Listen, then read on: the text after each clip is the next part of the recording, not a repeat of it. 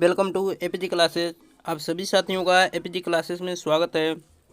साथियों, आज हम साइंस के एक महत्वपूर्ण टॉपिक पर चर्चा करेंगे जो बहुत सारे कॉम्पिटिटिव एग्जाम में पूछे जाने वाले क्वेश्चन होंगे। तो चलते हैं क्वेश्चन की तरफ। देखेंगे पहला क्वेश्चन क्या है आपका। फ्यूज तार का गलनांक होता है। ऑप्शन ए है कम होता है, ऑप्शन बी है अधिक होता है, ऑप्शन सी है शून्य होता है और ऑप्शन डी है अनंत होता है। तो हमें बताना है कि फ्यूज तार का गलनांक क्या होता है। गलनांक का मतलब होता है गलने की क्षमता, ठीक है ना।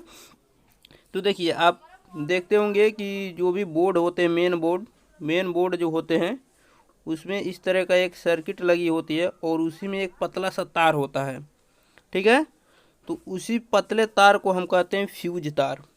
और फ्यूज तार का काम क्या होता है। फ्यूज तार का जो काम होता है, जैसे मान लीजिए घर में लाइट की सप्लाई हुई है, ठीक है। तो जब भी वोल्टता बढ़ती है तो क्या होता है, फ्यूज तार जो होता है वो गल जाता है, और गल जाता है जिसकी वजह से विद्युत धारा बहना बंद हो जाता है।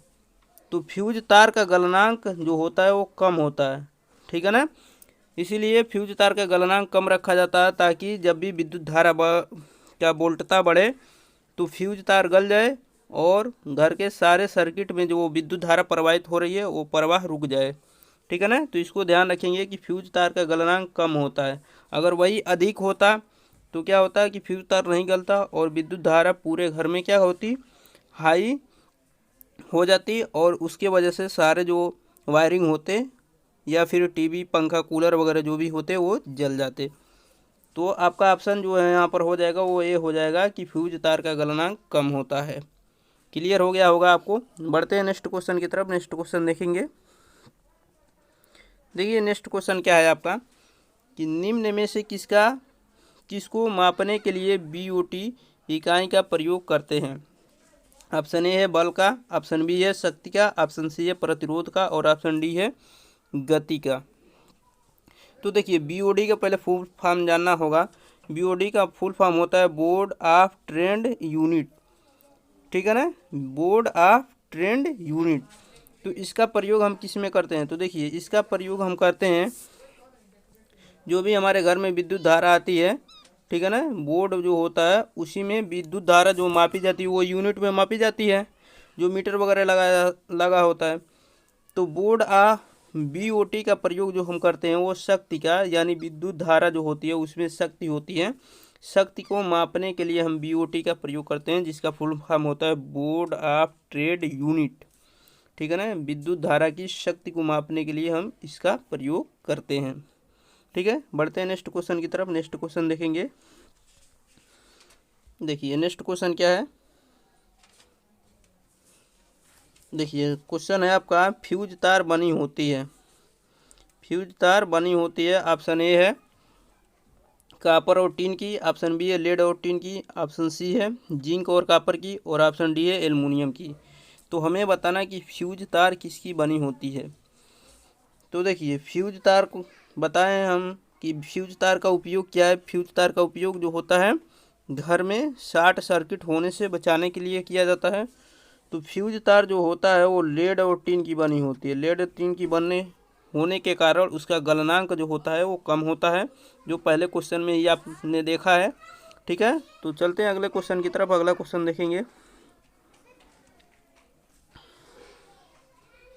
देखिए अगला क्वेश्चन है आपका कि बिजली के बल्ब का फिलामेंट होता है। ऑप्शन ए नाइक्रोम का, ऑप्शन बी है टंगस्टन का, ऑप्शन सी है कॉपर का और ऑप्शन डी है एल्युमिनियम का। आप देखते होंगे जो पुराने बल्ब जो थे, एडिशन बल्ब जिसको कहते हैं, तो आप देखते होंगे कि उसमें क्या होगा, एक तंतु लगा होगा। ये जो तंतु होता है वो लगा होता है। तो पूछा जा रहा है आपसे कि बिजली के बल्ब में फिलामेंट होता है वो किसका होता है, नाइक्रोम का, टंगस्टन का, कॉपर का या फिर एल्युमिनियम का। तो देखिए, ये जो तंतु होता है वो आपका होता है टंगस्टन का तंतु होता है, जो ऑप्शन बी हो जाएगा। तो बिजली के बल्ब जो साधारण, पहले जो न्यूटन बल्ब जिसको कहते हैं हम लोग, एडिशन बल्ब जिसको कहते हैं, सॉरी एडिशन बल्ब जो होता है, तो उसको हम क्या कहते हैं, उसमें जो बिजली के तंतु जो होते हैं जिसे फिलामेंट कहते हैं वो होते हैं टंगस्टन के, ठीक है ना। और इसकी प्रतिरोधक क्षमता जो होती है टंगस्टन की जो प्रतिरोधक क्षमता जो होती है वो बहुत ही हाई होती है। ठीक है ना। बढ़ते हैं नेक्स्ट क्वेश्चन की तरफ। नेक्स्ट क्वेश्चन देखेंगे। नेक्स्ट क्वेश्चन क्या है, देखिए आपका क्वेश्चन है कि प्रेस, जिसको आयरन कहते हैं इस्त्री, प्रेस में किस तार का प्रयोग करते हैं। ठीक है ना। आयरन यानी आयरन जो होता है उसमें किसका प्रयोग करते हैं, किस तार का। ऑप्शन ए है टंगस्टन का, ऑप्शन बी है नाइक्रोम का, ऑप्शन सी है कॉपर का और ऑप्शन डी है एल्युमिनियम का। इसी तरह पूछ लिया जाता है कि हीटर जो होती है, हीटर में आप देखते हैं ऐसे ऐसे तार लगा रहता है, तो वो किसका बना होता है, हीटर या फिर इस्त्री, इन दोनों में कौन से तार का प्रयोग किया जाता है। तो देखिए इन दोनों में जो नाइक्रोम का तार होता है उसका प्रयोग किया जाता है। ठीक है ना। प्रेस या फिर हीटर या फिर इस्त्री में हम नाइक्रोम तार का प्रयोग करते हैं। ठीक है ना। और उसमें जो नीचे की ये मिट्टी होती है, आप देखते होंगे सफ़ेद सफ़ेद जो मिट्टी होती है प्रेस में या फिर इस्त्री में, वो होता है आपकी चीनी मिट्टी होती है। ठीक है ना। बढ़ते हैं नेक्स्ट क्वेश्चन की तरफ। नेक्स्ट क्वेश्चन देखेंगे। नेक्स्ट क्वेश्चन क्या है आपका कि निम्न में से यांत्रिक ऊर्जा को विद्युत ऊर्जा में बदलने वाला युक्ति है। युक्ति का मतलब होता है यंत्र। तो ऑप्शन ए है मोटर, ऑप्शन बी है डायनमो, ऑप्शन सी है प्रतिरोध और ऑप्शन डी है चुंबक। तो हमें बताना है कि यांत्रिक ऊर्जा को विद्युत ऊर्जा में कौन बदलता है। ठीक है। तो देखिए मोटर जो होता है वो आपका होता है विद्युत ऊर्जा को यांत्रिक ऊर्जा में बदलता है। यानी क्या करता है ये, जब भी हम इसको चालू करते हैं विद्युत धारा इसमें प्रवाहित होती है, तो ये यांत्रिक ऊर्जा को विद्युत ऊर्जा को यांत्रिक ऊर्जा में बदलता है। जैसे जल को क्या करता है, खींचता है, तो जल विद्युत धारा से क्या निकलती है, जल को निकालता है उसकी ताकत से, तो ये क्या हो जाती है, यांत्रिक ऊर्जा हो जाती है। तो मोटर नहीं होगा हमारा ऑप्शन, प्रतिरोध भी नहीं होगा और चुंबक भी नहीं होगा। हमारा ऑप्शन जो होगा वो डायनमो होगा। ठीक है ना। यांत्रिक ऊर्जा को विद्युत ऊर्जा में बदलने का काम जो करता है वो डायनमो करता है। ठीक। बढ़ते हैं नेक्स्ट क्वेश्चन की तरफ। नेक्स्ट क्वेश्चन देखेंगे। नेक्स्ट क्वेश्चन क्या है आपका, देखिए नेक्स्ट क्वेश्चन है आपका कि चुंबक बनाने के लिए किस लोहे का प्रयोग करते हैं।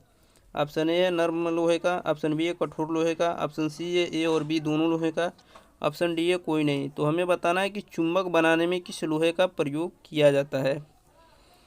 तो देखिए चुंबक बनाने में हम प्रयोग करते हैं नर्म लोहे का। नर्म लोहे का प्रयोग करते हैं हम चुंबक बनाने में। ठीक है ना। एक चीज़ और, जब भी हम क्या करते हैं, मान लीजिए चुंबक है, ये एक चुंबक है, ठीक, ये चुंबक है आपका, तो इसमें क्या होता है, ये एक एन सिरा होता है और एक एस सिरा होता है। जब भी हम इसको दो भाग में ब्रेक करते हैं तो फिर से ये नया जो पार्ट बनता है उसमें भी आपका एन और एस होता है, यानी उसकी ध्रुव जो होते हैं आप कितनी भी भाग में उसको ब्रेक करोगे वो सेम ही रहेंगे। ठीक है। एक चीज़ और होती है कि जब भी हम चुंबक को क्या करते हैं, गर्म करते हैं, तो उसकी चुंबक जो होती है वो कम हो जाती है। इसको भी ध्यान रखिएगा। ठीक है ना। और हमारे यहाँ पर आंसर जो होगा वो ऑप्शन ए हो जाएगा, नर्म लोहे से चुंबक बनाया जाता है। बढ़ते हैं नेक्स्ट क्वेश्चन की तरफ। नेक्स्ट क्वेश्चन देखेंगे क्या है, देखिए नेक्स्ट क्वेश्चन है आपका, चुंबक को गर्म करने पर उसकी चुंबकत्व पर क्या प्रभाव पड़ता है। ऑप्शन ए बढ़ता है, ऑप्शन बी है घटता है, ऑप्शन सी है नियत रहता है और ऑप्शन डी है कोई नहीं। तो हमें बताना है कि चुंबक को गर्म करने पर उसकी चुंबकत्व पर क्या प्रभाव पड़ता है। तो देखिए चुंबक को गर्म करने पर उसकी चुंबकत्व जो होती है वो घटती है। ठीक है ना। चुंबकत्व उसकी जो होगी वो घट जाएगी। तो यहीं पर वीडियो को समाप्त करते हैं। वीडियो कैसा लगा आप लोग कमेंट बॉक्स में ज़रूर बताइएगा, और जो लोग चैनल पर नए हों वो चैनल को सब्सक्राइब करें और वीडियो को ज़्यादा से ज़्यादा अपने दोस्तों के पास शेयर करें। मिलते हैं नेक्स्ट वीडियो में, तब तक के लिए अपना ख्याल रखिए। धन्यवाद।